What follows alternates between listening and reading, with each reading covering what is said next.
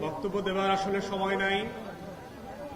শুধু ইতিহাস থেকে মনে করিয়ে দিতে চাই বাংলাদেশের ৭১-এর আজাদির লড়াইটা কিভাবে ভারত গ্রাস করেছিল এবং সেই নায়ক এবং খলনায়কগুলো কারা ছিল। আমরা সুস্পষ্টভাবে জানি যে আমাদের সীমান্তের ওপারে যারা আছে তারা কখনোই আমাদের বন্ধু না এবং বন্ধু ছিল না। কিন্তু যেটা আমরা জানি না সেটা হচ্ছে আমাদের সশস্ত্র বাহিনীর মধ্যে কারা ঘাপটি মেরে দিল্লির খলনায়ক অ্যাসেট হিসাবে কাজ করছে।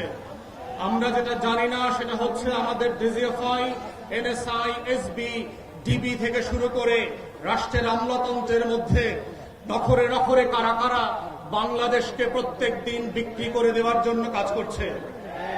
সোশ্যাল মিডিয়াতে আমরা শুক্রবার থেকে জানি যে কে কে এই শুটিং এর সাথে জড়িত। তারা মোমেন শাহী থেকে সীমান্ত ক্রস করে ওই পারে চলে যাবে। গারো পাহাড়ের এক ফিলিপ নামে ছেলের কথা বললাম, কিন্তু আমাদেরকে সোশ্যাল মিডিয়াতে জানানো হলো এই শুটার নাকি সিলেটে যাবে। কারা জানিয়ে পুরো জাতির দৃষ্টি পরিবর্তন করেছে। আমাদের সংস্থাগুলো ৪০ মিটার নিচ থেকে নাকি বিএনপি জামাত ধরতে পারত এক সময়। মাটির নিচ থেকে নাকি তারা মাইক্রোস্কোপ দিয়ে জাতীয় শত্রু এবং পাকিস্তানের গোলামদেরকে নাকি তারা ঘরে বের করত। তাহলে আজকের সেই মাইক্রোস্কোপ গুলো কোথায়? আপনাদের ৪০ মিটার মাপার ফিতা কি নষ্ট হয়ে গেছে কিনা? যারা আজকে বাংলাদেশের ভিতরে বসে আমার আজাদির লড়াইকে ধ্বংস করে দিয়েছে, ৭১-এর পরেও আমরা দেখেছি বাংলাদেশে কিভাবে স্বাধীনতাকামী মুক্তির লড়াইয়ের সৈনিকদেরকে ব্রাশ ফায়ার করে ৩০,০০০ ৪০,০০০ মানুষকে এই আওয়ামী মুজিববাদীরা হত্যা করেছে। আমরা দেখেছি কাউন্টার কুর মধ্য দিয়ে আমাদের সশস্ত্র বাহিনীর ভিতরে শৃঙ্খলা বিনষ্টের যে নিরলস প্রচেষ্টা। আমরা সেই সময় দেখেছি কাদের সিদ্দিকের মতো এক গোলাম রাজাকার ভারতের, তার নেতৃত্বে কাদেরিয়া বাহিনী করে সীমান্তের প্রশিক্ষণ টাকা এবং অস্ত্র দিয়ে আমার শত শত বিডিআর জওয়ানকে হত্যা করা হয়েছে। আমরা ৭৫ পরবর্তী বাস্তবতায় দেখেছি কিভাবে বাংলাদেশে রাজনৈতিক অনৈক্য তৈরি করা হয়েছে। এই প্রসেসের মধ্য দিয়ে পৃথিবীতে প্রত্যেকটা আজাদির লড়াইকে কিভাবে খেয়ে দেওয়া হয়।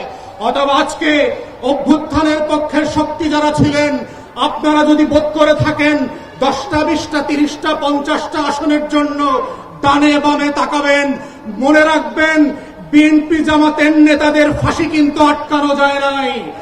আপনাদের বিভক্তি কিন্তু পুরো জাতিকে সর্বগ্রাসী ছোঁয়ার মধ্যে ফেলে দেবে এবং সেই ছবল থেকে কেউ বাঁচতে পারবেন না।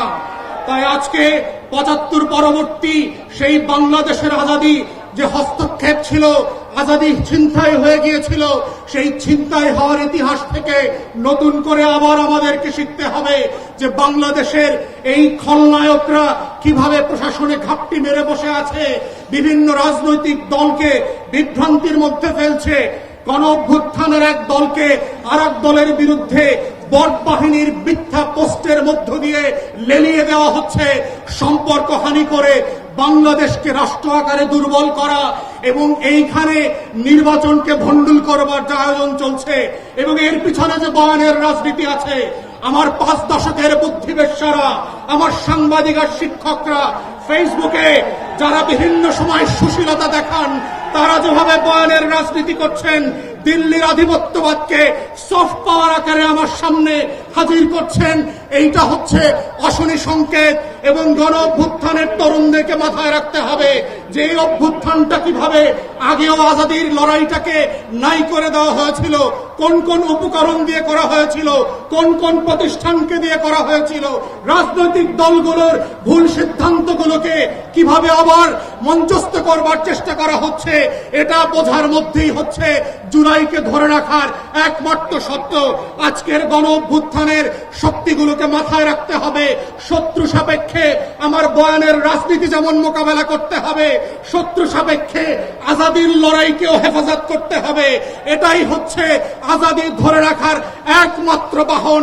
এর বাইরে আর কোনো লড়াই নাই এবং সেই লড়াইতে আমরা চাই নতুন করে আবার ইনকিলাব জিন্দাবাদ হয়ে ভারতবর্ষের আনাচে কানাচে থেকে হর্ষদ মোহানির ভয়েস থেকে আজকে যেভাবে হাদির কণ্ঠকে দিয়ে সারা বাংলাদেশ আত্মস্থ করেছিল, সেই ইনকিলাব আবার আবাবিলের মতো আসমান থেকে ফিরে আসবে।